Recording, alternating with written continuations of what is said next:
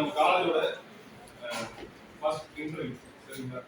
அதனால இன்டர்வியூக்கான எனக்கு எல்லா ஸ்டெப்புமே டைப் கம்பெனிலேருந்து சரண்யா மேடம் சொன்னாங்க.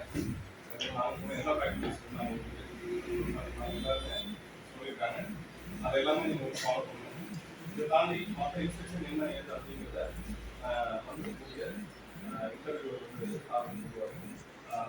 நம்ம சார் ஒரு சில வார்த்தைகள் கேட்டு. Good morning sir. இது ஃபர்ஸ்ட் இன்டர்வியூக்கான ஆப்பர்ச்சுனிட்டிஸ் முன்னாடி இருக்கு. சரியான முறையில் பயன்படுத்திங்க. அவங்க கேட்கக்கூடிய கொஸ்டின்ஸ் வந்து கரெக்டாக ஆன்சர் பண்ணுங்க. ஒரு ஃபியர்னஸ் இல்லாமல் ஒரு போல்டா ஒரு பாசிட்டிவ் எனர்ஜியோட ஆன்சர் பண்ணுங்க.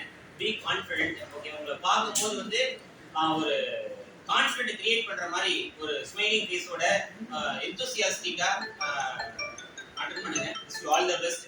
ஸோ நல்ல ஒரு ஆப்பர்ச்சுனிட்டிஸ் இருக்கு, சரியா பயன்படுத்திங்க. இது மாதிரி நிறைய ஆப்பர்ச்சுனிட்டிஸ் முன்னாடி வரும், அதெல்லாமே பயன்படுத்திங்க. ஓகேவா? ஸோ நமக்காக சார் நேற்று ஈவினிங் வந்து திருப்பூர்லேருந்து ட்ராவல் பண்ணி இன்னைக்கு காலையில் 8 o'clock வந்துட்டாரு. ஸோ நமக்கான ஆப்பர்ச்சுனிட்டிஸ் நம்ம முன்னாடி இருக்கு, அதை பயன்படுத்தி உங்க கையில் இருக்கு. ஓகேவா? நெக்ஸ்ட் ஒன் பார்த்தீங்கன்னா thanks to all the students. நாங்கள் சொன்ன ஒரு விஷயத்துக்காக உங்களுடைய ஹேர் கட்ல இருந்து ட்ரெஸ்ஸிங் சென்ஸ்ல இருந்து எல்லாமே சரியா பயன்படுத்தி இருக்கிறீங்க. இதே மாதிரி நீங்க பார்க்கறதுக்கு பார்த்தா எவ்வளவு அழகா நீட்டா இருக்கிறீங்க.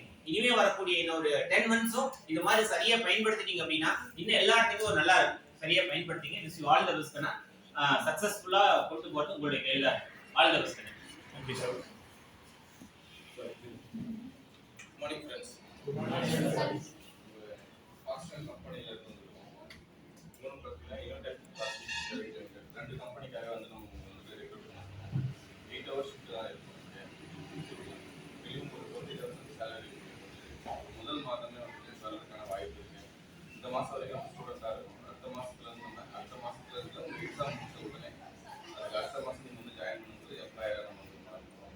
ஃபர்ஸ்ட் லெவலில் வந்துட்டு நம்ம நல்ல ஒரு ஜாபுக்கு போயிட்டு கண்டினியூ பண்ணோம் அப்படின்னா அடுத்த லெவலுக்கு போக முடியும். பேசிக் லெவல் நல்லா இன்டர்வியூ அட்டன் பண்ணீங்க, நீங்கள் நல்லாவே பார்ட்டிசிபேட் பண்ணீங்க அப்படின்னா கண்டிப்பாக உங்களுக்கு எல்லாருக்குமே வேலை கிடைக்கிறதுக்கான வாய்ப்பு இருக்குது.